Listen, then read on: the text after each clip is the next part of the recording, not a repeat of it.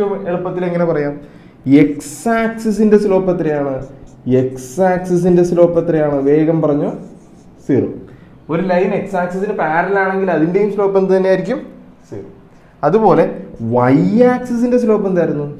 Y ആക്സിസിന്റെ slope അല്ലെങ്കിൽ Y ആക്സിസിന് പാരലൽ ആയിട്ടുള്ള ഒരു ലൈനിന്റെ സ്ലോപ്പ് എന്താണ്?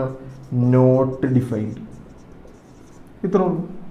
രണ്ട് ലൈനുകൾ പാരലൽ ആണെങ്കിൽ അതിന്റെ രണ്ടിന്റെയും സ്ലോപ്പ് എന്തായിരിക്കും?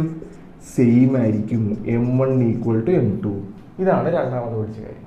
രണ്ട് ലൈനുകൾ പെർപെൻഡിക്കുലർ ആണെങ്കിൽ ഒരെണ്ണം M1 ഒരെണ്ണം M2. രണ്ട് ലൈനുകൾ പെർപെൻഡിക്കുലർ ആണെങ്കിൽ അതിന്റെ സ്ലോപ്പ് എങ്ങനെയാ വരുന്നത്?